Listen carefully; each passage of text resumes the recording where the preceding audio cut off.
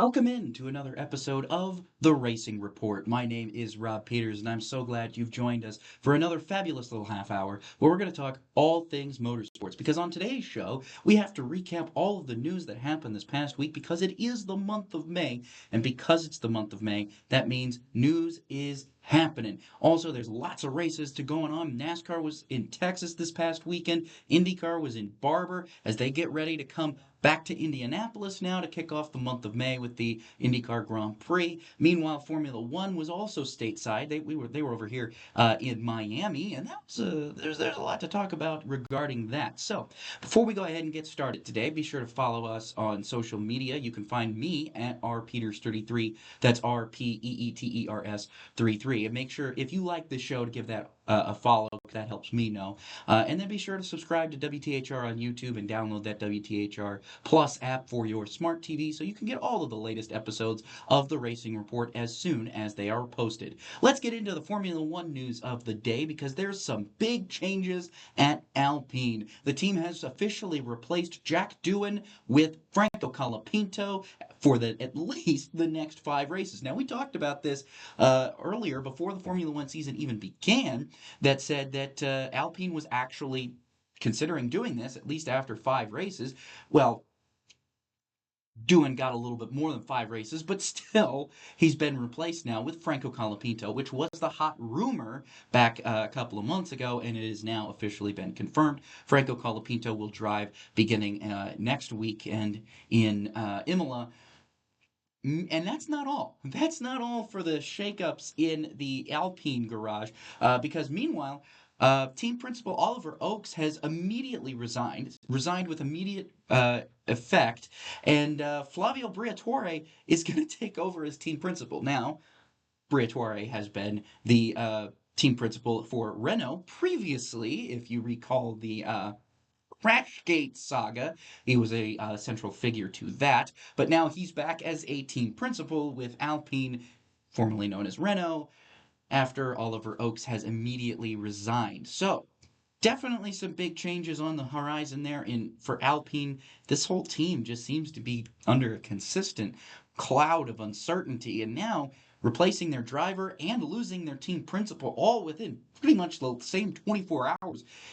That's a lot of change to deal with, so we'll have to keep watch and see what happens with Alpine going forward here throughout the rest of the Formula One season.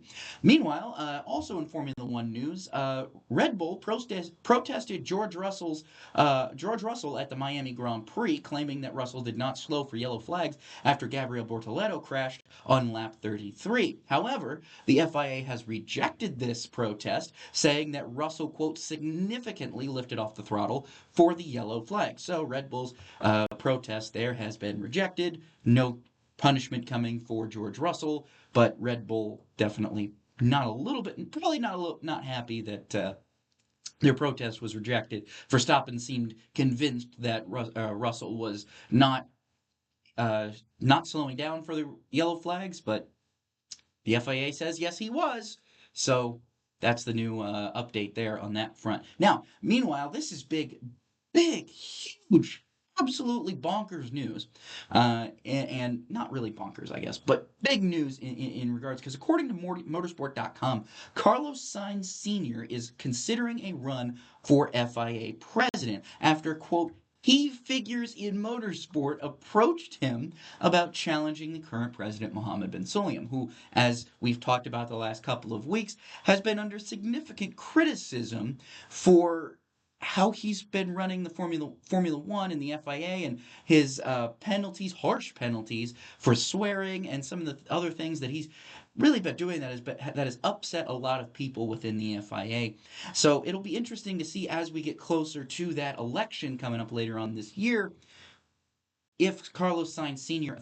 officially does throw his name into the ring, because apparently nothing's been confirmed yet, but he is seriously considering it, which is more than we can say about Susie Wolff, who was rumored to run against Ben Sulayem a couple of months ago.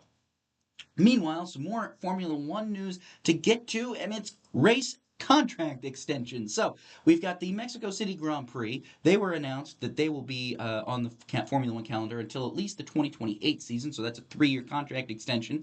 Meanwhile, the Miami Grand Prix gets a drumroll, please, almost 20-year extension. So we're talking about like 15 years extension. They're going to hold the Miami Grand Prix at the Miami International Autodrome at least until the 2041 season.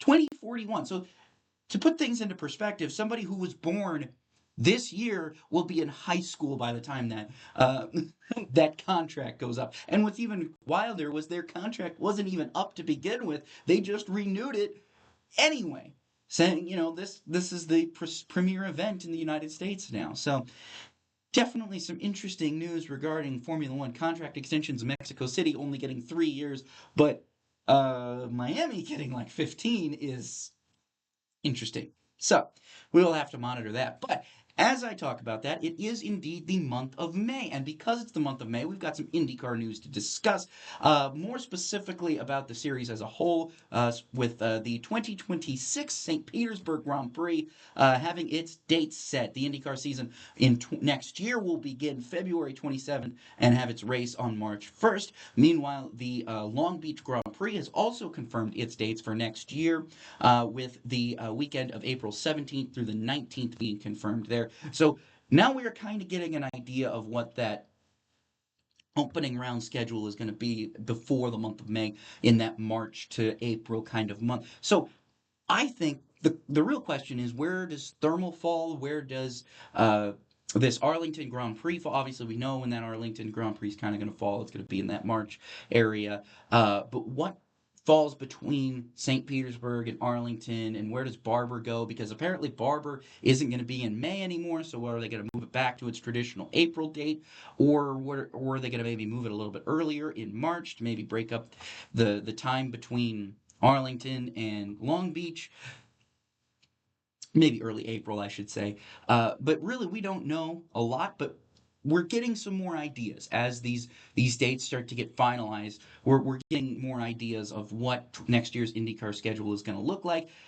And again, unfortunately, at least right now, it doesn't seem like the series is going to add any more ovals.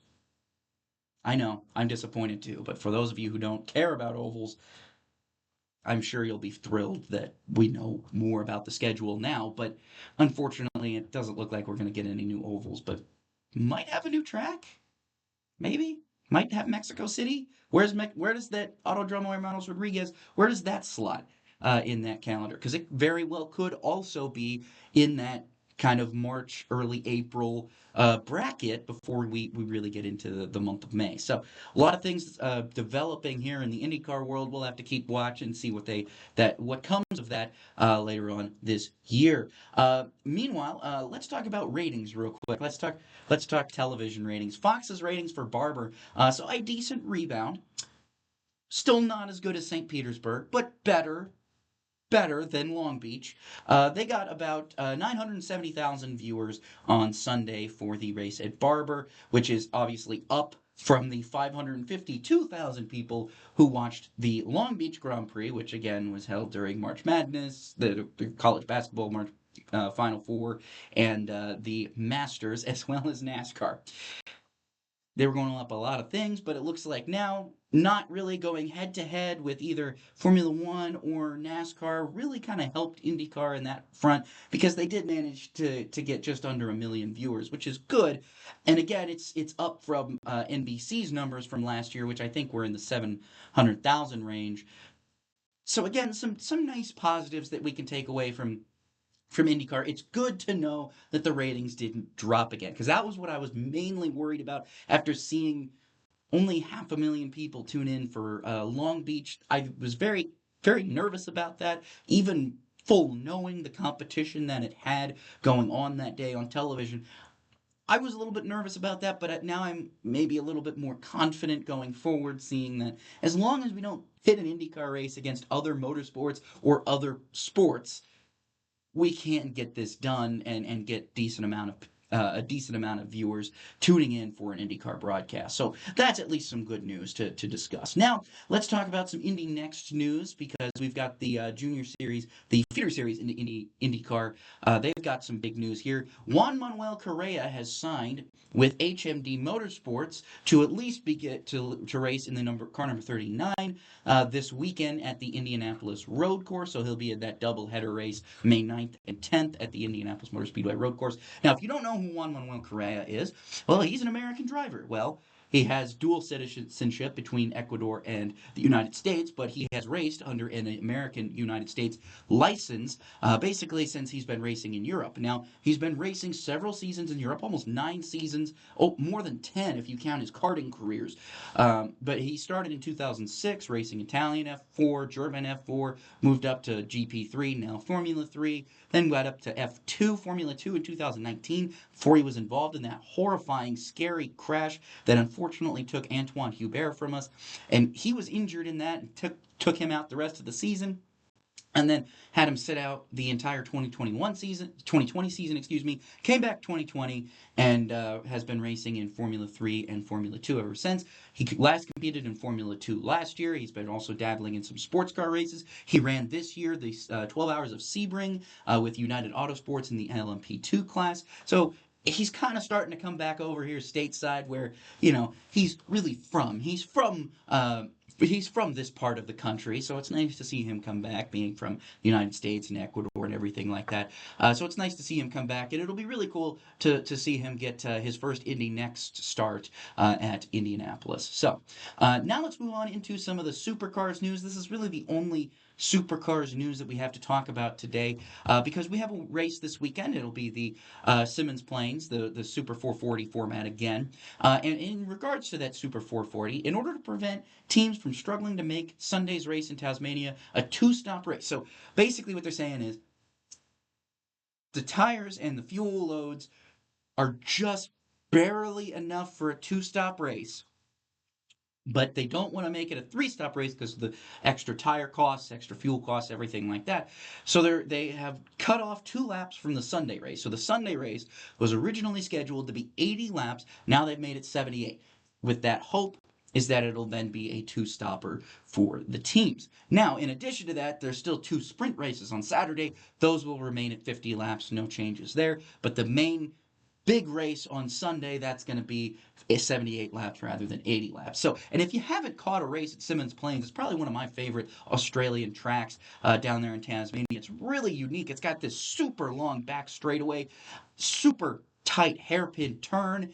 It's a thrilling race. I highly recommend it. And it was honestly one of the first supercars races that I ever watched during my during my high school years when I was really getting into watching lots of different forms of motorsport. That was one of the first racetracks I ever saw supercars race at, and I've loved it ever since. I think it's a fun race to drive in simulators and watch on TV. So, again, if you have SuperView, great. I believe it'll also be on the Racer Network. I'll have to double check that, but definitely there's some ways to watch this weekend's supercars races down under in Tasmania.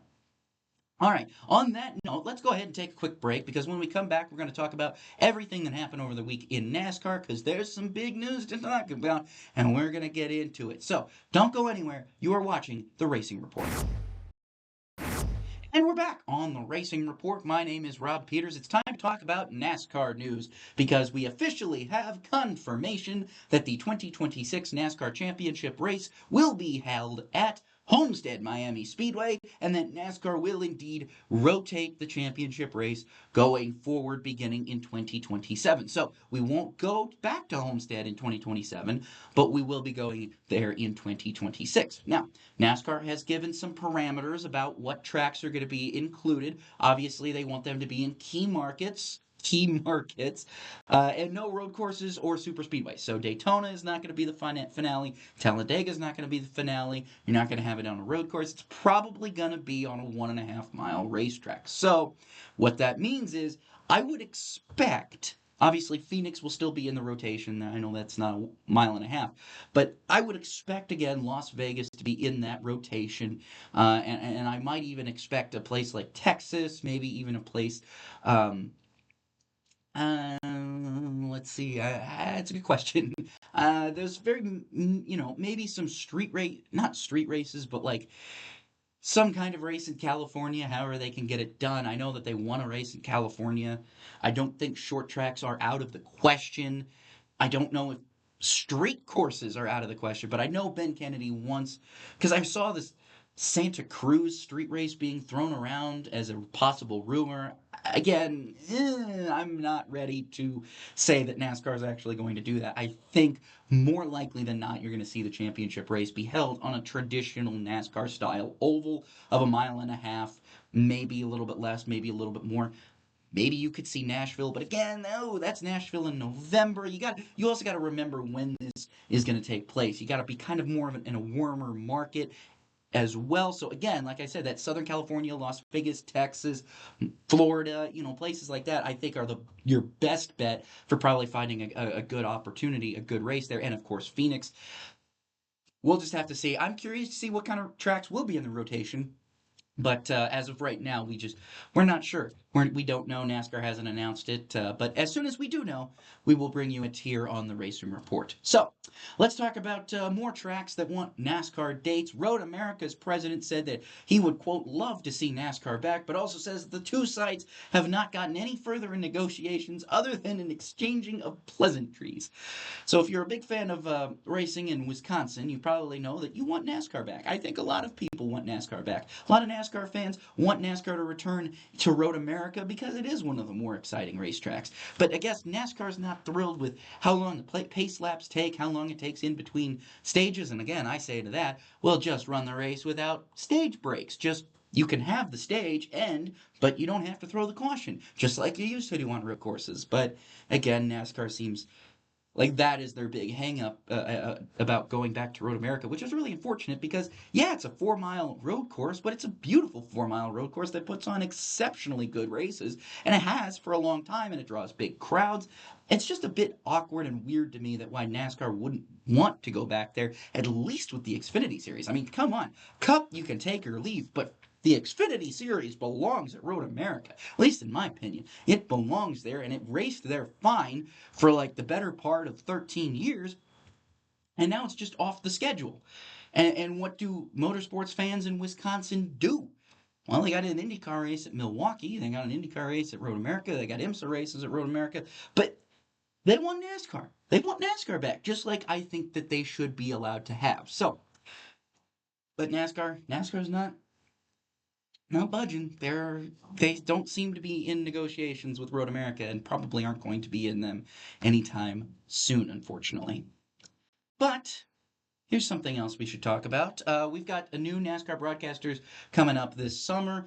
In actually not long, Prime Video starts taking over at beginning May 25th with the Coca-Cola 600, and then they'll take over for the next 5 races before giving the next 5 to TNT, who now has announced their broadcast lineup. So, serving as play-by-play will be none other than Indiana's own Adam Alexander, and then Steve Letarte and Dale Earnhardt Jr. will be color commentators. So it'll be a 3-man booth with Double A leading the play-by-play with Jr. and Steve Letarte in color, and then also we'll have pit reporters will be Marty Snyder. Alan Cavana making his return to NASCAR media. I'm so happy to see him back. Hard worker guy, grinds so hard, tries to stay in the sport. Now finally TNT picks him back up as a pit reporter. You might remember him. He was on Fox for a long time. They had him as a race hub correspondent. Then they had him briefly for as a pit reporter. But then they let him go. They laid him off under a bunch of downsizing that Fox did several years ago. And he's been trying to stay in the sport ever since. But now he's back on pit road, and that'll be really good. And then somebody else who's coming back to pit road as well is going to be Danielle Trotta. Danielle Trotta has been around in NASCAR for a long time. Hosted Race Hub, I believe also hosted NASCAR America, hosted pre-race shows as well. But this will be her chance on pit road. So I think that's a good solid pit road lineup. I wish that they would maybe have a fourth guy out there, a fourth person. But I can't really deny the fact that the three that they've chosen are probably the three best for the job, to be honest with you. But and then hey, this is also really cool. This is something that TNT has announced. So they're going to have an alt cast on True TV during every single race, and it's going to be hosted by Larry McReynolds and Jeff Burton. It's going to focus more on some of the storylines throughout the race. It's going to just be a different style of watching the NASCAR broadcast, and that'll be on True TV. So if you have TNT, you have True TV. You'll have lots of different options to watch NASCAR. In addition to your option by streaming on Max, you get all those in-car cameras with the radio communications. So TNT really going all out for this NASCAR broadcast, for their NASCAR broadcast contract. Even though it's only 5 races, they are throwing a kitchen sink at this thing, and I think it's going to be really exciting to see what they come up with here coming up later on this summer. Final piece of NASCAR news here, real quick, is that Ben Kennedy says that the Clash will remain in the United States at least for this next year, at least for 2026. It's not going to become an international event just yet, but he didn't close the door fully on 2027, and with the Clash being an international event then. Where that Clash is going to be, I don't know yet. Could it be at Bowman Gray again? Most likely. But it also could be held somewhere else.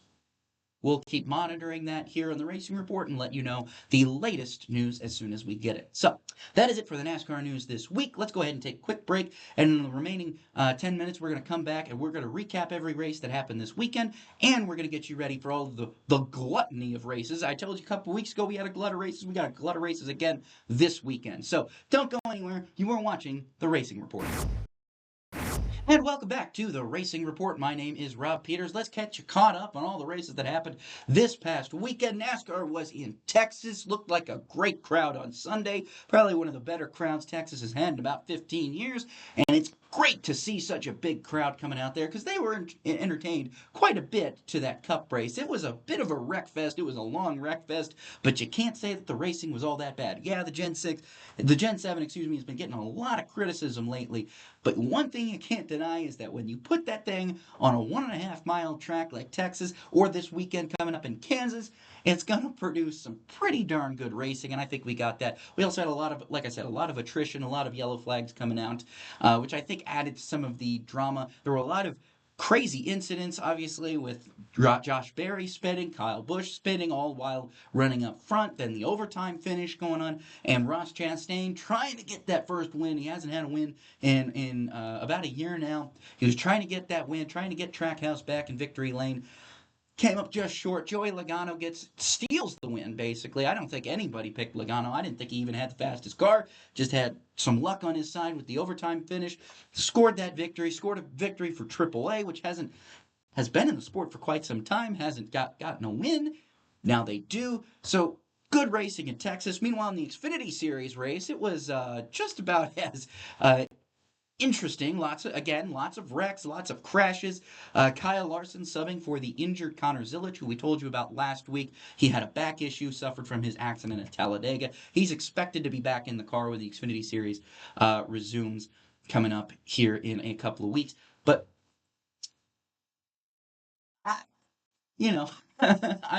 I'm very curious to see what the reaction is, especially amongst our viewers here. How did you feel about Chris Wright? Because Chris Wright, if you don't know, he had a problem with Justin Allgaier over the weekend, where Justin Allgaier was the lead car. He was actually the lead car, and when he was approaching Chris Wright moved high, then he moved low, then he moved high again, and Allgaier went right into the back of him. Now, some people are saying that Allgaier did it to himself. He ran into him. Other people are saying that, no, that's not the case. He wrecked himself. A lot of people are also saying, at least from my perspective, I see it as Chris Wright didn't hold his line. And when I watch the replay, I see Chris Wright moving and changing his lane at least twice before Allgaier gets to him. Allgaier had no idea which lane he was going to take, and Allgaier just ran into the back of him. Allgaier's not happy. Chris Wright is getting flamed online.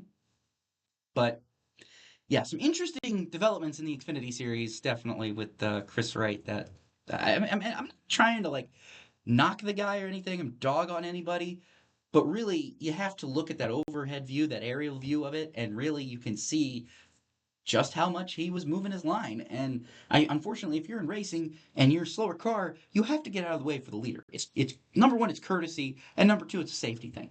And the reason why it's a safety thing is exactly for that reason. That's exactly what we saw. We saw Justin Allgaier run into the back of him, spin him out.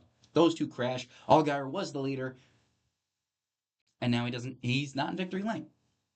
Second time this season that's happened. Something like that's happened, at least. Not with Chris Wright, but something has happened to Allgaier while he's leading the race. And yeah, I would be upset if I was him, and I think a lot of people justifiably say so. But again, Kyle Larson in victory lane, subbing for the injured Konrad Zilic. Meanwhile, in the truck race, we had another overtime finish, a really fun truck race, I thought. Corey Heim won in overtime, and now something interesting about Corey Heim, he is now the youngest driver in the Truck Series history to score 14 career series wins. So some big milestones coming up there for Corey Heim, as well as, remember, he's going to get a start coming up here in Cup Series. He's going to start running limited Cup events for 2311 Racing. So big things happening for Corey Heim. Meanwhile, let's talk about Formula One in Miami. Oscar Piastri doing it again. Obviously, Lando Norris struggling once again. Piastri has now a 16-point lead over Lando Norris and a 32-point lead over Max Verstappen as the series takes a week off before heading back to Europe in Imola.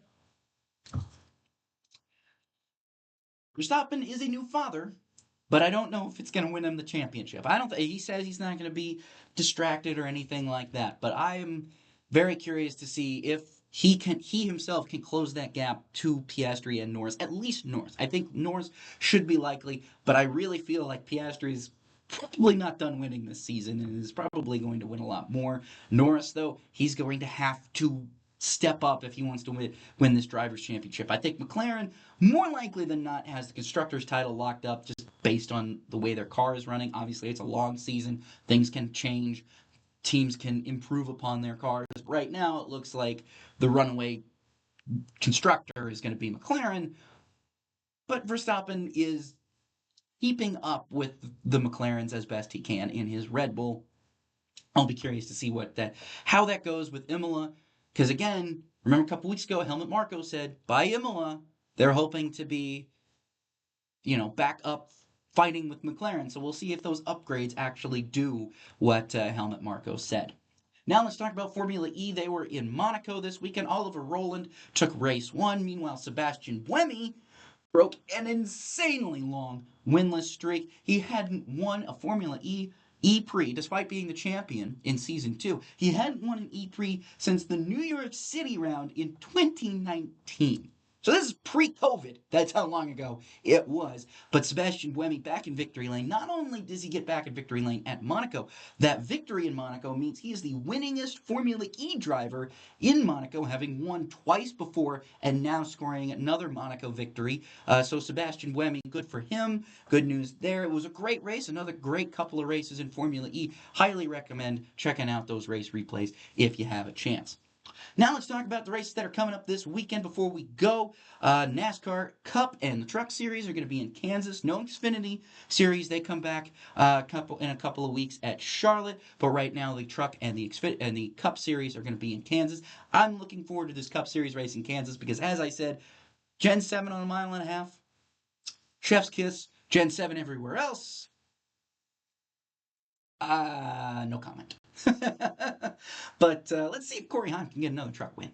Let's see if that happens. I'll be curious to see if that happens. Meanwhile, IndyCar is back. We talked about IndyCar a little bit earlier. It is the month of May. IndyCar was in Barber, but now they're heading back up I-65. They're coming right here to Indianapolis for the Soncio Grand Prix at the Indianapolis Motor Speedway Road Course. They'll be joined by the Indy Next Series as well as the entire road to Indy. So there's going to be lots of racing going on this weekend, this Mother's Day weekend at the Indianapolis Motor Speedway. If you have a chance to get out there, I highly recommend it. Grand Prix weekend's always fun. on. There are some really, really great vantage points where you can watch some race. Actually, if you want my opinion, I think one of the best spots to watch is from the north chute, kind of between oval turns 3 and 4, because from there you can see the cars funnel down into the first turn, and then you can see them go through the first section of corners before they fly out into the distance along Holman Boulevard. There's also a very good viewing television there, a viewing screen, I should say, that's kind of in that area. So that's where I would say you should go find a race, but find a vantage point. But hey, you can't go wrong with just putting up a picnic. Out a picnic blanket and setting up some lawn chairs and just sitting there on one of them viewing mounds, because that's also just as good of an opportunity to sit. But then again, like I said, lots of racing coming on. The race is actually on Saturday. Don't forget that IndyCar race is Saturday, not Sunday, because Sunday is Mother's Day. So Saturday, May 10th, is going to be the Soncio Grand Prix. Let's see if Alex Palou, who, by the way, won at Barber, Alex Palou winning at Barber for his third race win in 4 races. Let's see what happens. Let's see if he could go 4 for 5. Let's see if he goes 4 for 5, and then let's see if he wins the 500 here in a couple of weeks. Wouldn't surprise me. Meanwhile, Supercars, we talked about this earlier. Supercars is going to be in Tasmania this weekend. They've got 3 races coming up here at Simmons Plains. Then IMSA is in Laguna Seca. They're got a standalone 2-hour, 40-minute sprint race at Laguna Seca. Highly recommend checking that out. That's going to be a fun one. But there's a couple of the racing series that are taking a week off is going to be Formula One. They're going to take a week off before returning in Imola for the Emilia-Romagna Grand Prix. Then Formula E is going to take their week off before they're going to go all the way across the continent to Tokyo, Japan for a doubleheader there, and we're going to stay in Japan that same weekend because Super Formula is going to hold a race in Autopolis on May 18th, so definitely lots of racing coming up this weekend as well as next weekend, and we'll have everything for you right here on the Racing Report. Also, be sure to tune in, because as the month of May comes in, and as because we're based in Indianapolis, we're going to have a lot of Indy 500 related content coming up for you, so get ready for that. Make sure you're subscribed on YouTube to WTHR. Make sure you've got that WTHR Plus app installed on your smart device, smart TV, and make sure you're following me at rpeters33 to find out whenever new episodes are posted. So, thank you guys so much for tuning in this weekend. We will see you next weekend, and we'll start getting into the real month of May with Indianapolis 500 coverage. So, my name is Rob Peeters for WTHR Plus. This has been the Racing Report. We'll see you next week.